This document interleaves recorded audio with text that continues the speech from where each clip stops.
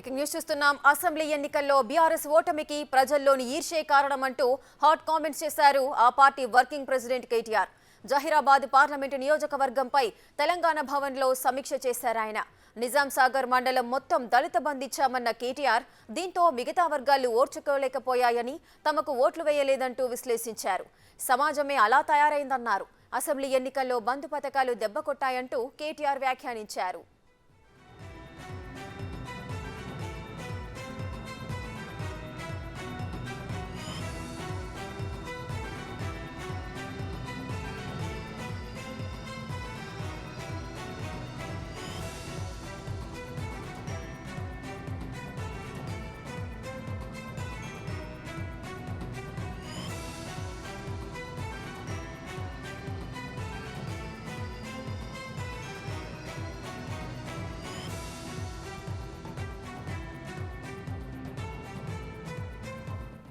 రైటిక assembly ఎన్నికల్లో BRS ఓటమికి ప్రజల్లోని ఈర్ష్యే కారణమన్నారు ఆ party working president KTR. Zaheerabad parliament నియోజకవర్గంపై తెలంగాణ భవన్లో సమీక్ష చేశారాయన. నిజాం సాగర్ మండలం మొత్తం దళిత బంధించామన్న కేటీఆర్ దీంతో మిగతా వర్గాలు ఓర్చుకోలేకపోయాయని, తమకు ఓట్లు వేయలేదంటూ విశ్లేషించారు. సమాజమే అలా తయారైందన్నారు. అసెంబ్లీ ఎన్నికల్లో బంధు పథకాలు దెబ్బకొట్టాయంటూ కేటీఆర్ వ్యాఖ్యానించారు.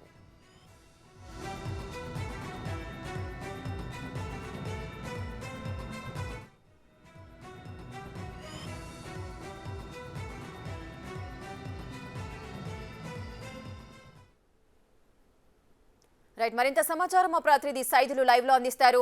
రైట్ సైదులు, చెప్పండి, కేటీఆర్ వ్యాఖ్యలకు సంబంధించిన వివరాలేంటి? ఒకప్పుడు ఎన్నికల్లో ఓడిపోయిన బీఆర్ఎస్ పార్టీ ప్రజలు ఏ విధమైన తీర్పిచ్చినా కూడా మేము ఒప్పుకుంటాము అంటూ కూడా కామెంట్స్ చేశారు. కానీ ఇప్పుడు ప్రజల తీర్పే వాళ్ళ ఈర్ష్య వల్లనే ఓడిపోయామన్న రీతిలో వీళ్ళ కామెంట్స్ ఉన్నాయి. దీనికి సంబంధించిన వివరాలేంటి? ఎస్ రేఖ, ఇక్కడ తెలంగాణ భవన్లో బీఆర్ఎస్ పార్లమెంటరీ సమీక్ష సమావేశాలు కొనసాగుతున్నాయి. గత 4 రోజుల నుంచి కొనసాగుతున్నాయి. జనవరి 3 నుంచి ఈ నెల 21 వరకు కూడా ఈ సమావేశాలు కొనసాగుతున్నాయి. అయితే ఈరోజు జహీరాబాద్ పార్లమెంటరీ అసెంబ్లీ నియోజకవర్గాల ముఖ్య నాయకుల సమావేశం కొనసాగుతుంది. ఈ సమావేశానికి ముఖ్య అతిథిగా కూడా కేటీఆర్ వచ్చి ఈ సమీక్ష సమావేశాన్ని నిర్వహిస్తున్నారు. వాస్తవంగా గత 2 రోజుల పాటు తన గొంతు ఇన్ఫెక్షన్ కారణంగా ఈ సమీక్ష సమావేశాలకు హాజరు కాలేదు. అంటే పెద్దపల్లి, చేవెళ్ళ పార్లమెంటరీ సమీక్ష సమావేశాలకు హాజరు కాలేదు. కానీ ఈరోజు మాత్రము జహీరాబాద్ పార్లమెంటరీ పార్టీ సమీక్ష సమావేశానికి మాత్రం హాజరయ్యారు. కొద్దిసేపటి క్రితమే హరీష్ రావు కూడా వచ్చారు. అయితే ఈ కేటీఆర్ నిర్వహిస్తున్న సమీక్ష సమావేశంలో కేటీఆర్ చాలా కీలకమైన వ్యాఖ్యలు కూడా చేయడం జరిగింది. అదేవిధంగా కేటీఆర్తో పాటుగా అటు పోచారం శ్రీనివాసరెడ్డి, మాజీ మంత్రి నిరంజన్ రెడ్డి ముగ్గురు కూడా అటు ముఖ్య నాయకులను ఉద్దేశించి కొన్ని కీలకమైన వ్యాఖ్యలు చేశారు. అంటే వాస్తవంగా కేటీఆర్ చేసిన వ్యాఖ్యలకు సంబంధించి అయితే మాత్రము రేఖ కొన్ని అంశాలు, అంటే ప్రజలు ఎవరైతే నిజాం సాగర్ మండలంలో దళిత బంధు ఇచ్చామో, కాకపోతే కొంతమందికి మిగతా బంధు ఇవ్వలేదని చెప్పేసి ఒక ఈర్ష్యతోటి మనకు ఓటేయలేదని చెప్పేసి కూడా అతను వ్యాఖ్యానించారు. వాస్తవంగా మనము ప్రజలు ఇచ్చినటువంటి తీర్పుని శిరస వహిస్తామని చెప్పేసి ఒకవైపు చెప్తూనే మరోవైపు ప్రజలపై కొంత హక్కసు వెల్లబుచ్చినట్టుగా కూడా ఈ వ్యాఖ్యలు ఉన్నట్టుగా కూడా మనం చెప్పుకోవచ్చు. ఎందుకంటే చూసాం మనము గత 10 ఏళ్ల పాటు ప్రజలు ఇచ్చిన తీర్పు ఏదైతే ఉందో ఆ తీర్పుని ఖచ్చితంగా శిరస వహిస్తాము. మేము ఎక్కడైతే మా లోటుపాట్లు ఉంటాయో అవన్నీ కూడా సరి చేసుకుంటాము, ఖచ్చితంగా ప్రజల వైపున ఉంటాము, ప్రజల వైపు ఉండి ఆ ప్రజల తరపున పోరాడతామని చెప్పిన కేటీఆర్ ఇప్పుడు సడన్గా ప్రజలు గతంలో నిజాం సాగర్ మండలంలో చాలా వరకు కూడా అన్ని గ్రామాలకు దళిత బంధు ఇచ్చాం, కానీ మిగతా వర్గం వారు ఎవరైతే ఉన్నారో వారందరూ కూడా బీఆర్ఎస్ పార్టీకి ఓటేయలేదు, వాళ్ళందరూ కూడా కాంగ్రెస్ పార్టీకి ఓటేశారని చెప్పేసి కూడా వాళ్ళపై అక్కసు వెల్లబుచ్చారు. సో అదేవిధంగా ఇటు అతను మాట్లాడిన తర్వాత నెక్స్ట్ వెంటనే మైక్ అందుకున్నటువంటి ఆ మాజీ స్పీకర్ ప్రస్తుత బాన్స్వాడ ఎమ్మెల్యే అయినటువంటి పోచారం శ్రీనివాసరెడ్డి కూడా కొన్ని కీలక వ్యాఖ్యలు చేశారు. పార్టీ అంతర్గత కుమ్ములాట్ల వల్లనే మనం ఓడిపోయాం కాబట్టి సో ఖచ్చితంగా మరొకసారి సమీక్ష చేసుకోవాలి. ఎవరు కూడా ఆ పార్టీకి అనుకూలంగా ఎవరు మన ఎన్నికల్లో పనిచేయలేదు, మన పార్టీలో ఉంటూ మరో పార్టీకి ఓటేయమని చెప్పేసి కూడా చాలా నియోజకవర్గాల్లో ఇదే జరిగిందని చెప్పేసి కూడా తను వ్యాఖ్యానించారు. ముఖ్యంగా ఇటు కేసీఆర్ చేసిన అభివృద్ధి సంక్షేమం ఏదైతే ఉందో ఆ అభివృద్ధి సంక్షేమం ప్రజల్లోకి మేము విస్తృతంగా తీసుకుపోవడం కూడా మా లోపమే. మరోవైపు ఇలాంటి సమీక్ష సమావేశాలు కూడా మేము గతంలో నిర్వహించి ఉంటే ఎంతో బాగుండేది, ఇలాంటి సమీక్ష సమావేశాలు నిర్వహించకపోవడం కూడా మా పార్టీకి గల ఓటమి అని చెప్పేసి కూడా వాళ్ళు ఒప్పుకోవడం జరిగింది. అదేవిధంగా మాజీ మంత్రి నిరంజన్ రెడ్డి కూడా కొన్ని కీలక వ్యాఖ్యలు చేశారు. వాస్తవంగా మేము ఎవరం కూడా ప్రజలకు దగ్గరగా పనిచేయలేదు. సో మేము వివిధ కార్యక్రమాలు ఉండడం వల్ల ప్రజలకు చాలా దూరంగా ఉండము. మా ఓటమికి అదే కారణం అని చెప్పేసి కూడా తను అంగీకరించారు. అదేవిధంగా ఓటమికి గల కారణాలన్నింటినీ కూడా వీళ్ళు సమీక్ష చేసుకుంటూ మరోవైపు ప్రజలు ఎవరైతే ఎక్కడైతే ఓటేయలేదో, ఎక్కడైతే వాళ్ళకి బలంగా ఆ యొక్క గ్రామాల్లో BRS party sarpanch, MPTC, ZPTC ఉన్నారో అయినా సరే అక్కడ కొంత క్రాస్ ఓటింగ్ జరిగింది. సో అది కాంగ్రెస్ వైపు ఆ ఓటింగ్ మళ్ళింది. అందుకని జైరాబాద్ పార్లమెంటరీ అసెంబ్లీ నియోజకవర్గాల్లో మొత్తం 7 అసెంబ్లీ నియోజకవర్గాలు ఉండగా అందులో 2 మాత్రమే మేము గెలిచాము అని చెప్పేసి కూడా చెప్తున్నారు. అంటే ఒకటి జైరాబాద్ గెలిచాము, అక్కడ సిట్టింగ్ ఎమ్మెల్యే స్థానం కాపాడుకున్నాము.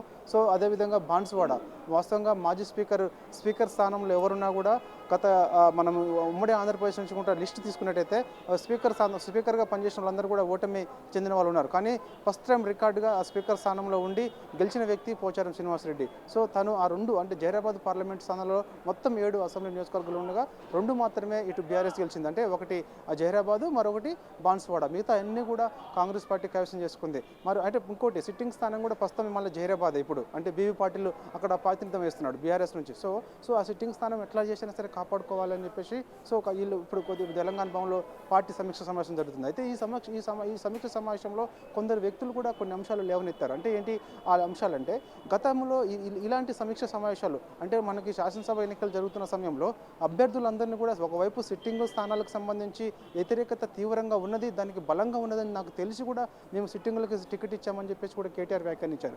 సో వెంటనే కొంతమంది జోక్యం చేసుకొని మరి అంత వ్యతిరేకత ఉన్నప్పుడు ఖచ్చితంగా మార్చాల్సి ఉంటే బాగుండేది కదా సార్, అది తెలిసి కూడా ఎందుకు మార్చలేదు సో అని చెప్పేసి కూడా తనతో కొంత విభేదించినట్టు కూడా తెలుస్తుంది. సో ఇవన్నిటిని కూడా అంటే గతంలో శాసనసభకు సంబంధించిన ఎన్నికలు జరిగినప్పుడు ఇలాంటి సమీక్ష సమావేశాలు జరిపితే ఇంకా ఎంతో బాగుండేది. మా నుంచి రిపోర్ట్ తీసుకున్న తర్వాత అక్కడ ఉన్నటువంటి అభ్యర్థి ఎవరైతే ఉన్నారో అభ్యర్థికి అనుకూలంగా ఉందా, వ్యతిరేకతంగా ఉందా, అభ్యర్థి గెలిచే అవకాశాలు ఉన్నాయా లేవా, అసలు అంతే అతను కాకుండా ఇంకొకరికైనా టికెట్ ఇస్తే అతను గెలిచే ఛాన్స్ ఉందా లేవా, ఇవన్నిటిని కూడా మనము సమీక్ష సమావేశాలు నిర్వహించుకుంటే ఎంతో బాగుండేది కదా. అలాంటి సమీక్ష సమావేశాలు లేకపోవడం వల్లనే మన ఓటమి గల కారణాలు అని చెప్పేసి కూడా అందులో సమావేశాల్లో కొన్ని అంశాలు ప్రస్తావనకు వస్తున్నాయి. ఏదేమైనా సరే రేఖ ఈ వరుస సమీక్ష సమావేశాలు మాత్రము పార్టీ క్యాడర్ నిరుత్సాహపడకుండా అంటే పార్టీ క్యాడర్ ఇప్పటికే చూసాం మనము చాలా చోట్ల. ఫస్ట్ మనకి ఇక్కడ జనవరి 3వ తారీఖున మనకి ఆ ఆదిలాబాద్ పార్లమెంటు సమావేశం కొనసాగింది. ఆ సమీక్ష సమావేశంలో చాలామంది కూడా డుమ్మా కొట్టారు. అంటే ముఖ్యంగా జైనాథ్ మండలానికి సంబంధించినటువంటి జడ్పీటీసీ, జైనాథ్ మండలానికి సంబంధించినటువంటి ఎంపీపీ, సింగిల్ విండో చైర్మన్స్ ఎవరు కూడా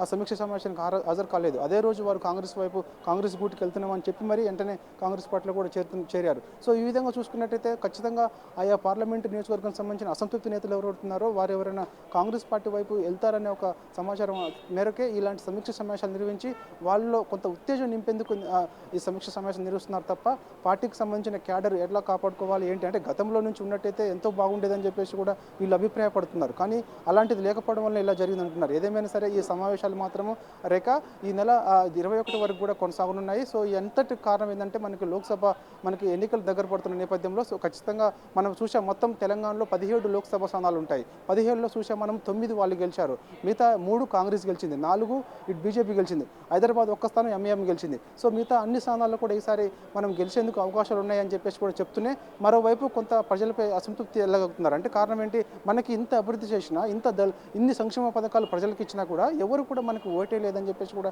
ప్రజలపై కొంత అక్కసు ఎలబుస్తున్నారు. సో ఈ వ్యాఖ్యల వల్ల ఖచ్చితంగా కూడా చూడొచ్చు మనం. ఇప్పుడు మొన్న చూసాం మనము మొత్తం 119 అసెంబ్లీ నియోజకవర్గాలకు తెలంగాణ రాష్ట్రంలో ఉండగా దాదాపుగా 64 స్థానాల్లో కాంగ్రెస్ పార్టీని గెలిపించారు. ఒక్క స్థానం సిపిఐ గెలిచింది, 39 స్థానాలు మన బీఆర్ఎస్ గెలిచింది. సో అదేవిధంగా 7 స్థానాలు ఎంఐఎం గెలగా 8 స్థానాలు బీజేపీ గెలిచింది. సో ఇవన్నిటికి కారణం ఒకవైపు జరుగుతూనే ఉంది, మరోవైపు ఇలా ప్రజలపై అక్కసు వెలబుచ్చడం వల్ల ఖచ్చితంగా రేపు పార్టీకి కూడా చాలా నష్టం అని కూడా అందరూ భావిస్తుంది, దాన్ని ఏకీభవిస్తున్నారు. సో ప్రజలు మాత్రం ఖచ్చితంగా దీన్ని గమనిస్తుంటారు. ఇంకా వీళ్ళకి ఇంత అహంకారపూర్తమైనటువంటి మాటల వల్ల ఇంకా వీళ్ళకి మనం నిజంగా చెప్పాలంటే బుద్ధి రాలేదనే కొన్ని వ్యాఖ్యలు కూడా ప్రజలు మాట్లాడుకునే సందర్భం ఉంటుంది. ఎందుకంటే చూసాం మనము సో మనం చేసిన తప్పిదాలు ఏంటి, ఏం చేయాలి అనేది వాళ్ళు సమీక్ష చేసుకొని ప్రజలకి ఎలా దగ్గర కావాలి, ప్రజలకు సమస్యలు ఏమున్నాయి, ప్రజల వైపు నుంచి మనం ఎలా పోరాటాలు చేయాలని చెప్పి అదేవిధంగా కాంగ్రెస్ పార్టీ ఇచ్చిన హామీలు ఏదైతే ఉన్నాయో హామీలకు సంబంధించి అమలు అవుతున్నాయా లేవా అని చెప్పేసి మనం వాటిని ప్రజలు అమలు కాకపోతే ప్రజల తరపున పోరాటం చేయాలని చెప్పి చెప్పాల్సింది పోయి మనం గతంలో దళిత బంధు ఇచ్చాము, కొంతమందికి బీసీ బంధు ఇచ్చాము, గతంలో కూడా కొంతమంది కళ్యాణ లక్ష్యం ఇచ్చాము, కానీ కళ్యాణ లక్ష్యం ఇచ్చిన వాళ్ళు కొన్ని లక్షల మంది ఉన్నారు, వాళ్ళు ఎవరు కూడా బీఆర్ఎస్ పార్టీకి ఓటే లేదు. అదేవిధంగా బీసీ బంధు ఇచ్చాము, బీసీ బంధు ఇచ్చిన వాళ్ళు ఎవరు కూడా మనకు ఓటే లేదు. దళిత బంధు ఇచ్చాము, దళిత బంధు ఇచ్చిన వాళ్ళు ఎవరు కూడా, అంటే ఈ విధమైన ప్రజలపై అక్కసు ఎల్లబుచ్చడం వల్ల పార్టీకి ఇంకా నష్టం జరిగే అవకాశం కూడా ఎక్కువ కనిపిస్తుంది. సో ఏదేమైనా సరే ఓటమి గల కారణాలు పార్టీ క్యాడర్లో కొంత ఉత్తేజం నింపేందుకైతే మాత్రము ఈ పార్టీ సమీక్ష సమావేశాలు అయితే కొనసాగుతున్నాయి. మరోవైపు కేటీఆర్ ఈరోజు చూసాం మనం, కొన్ని వార్తలు కూడా వస్తున్నాయి.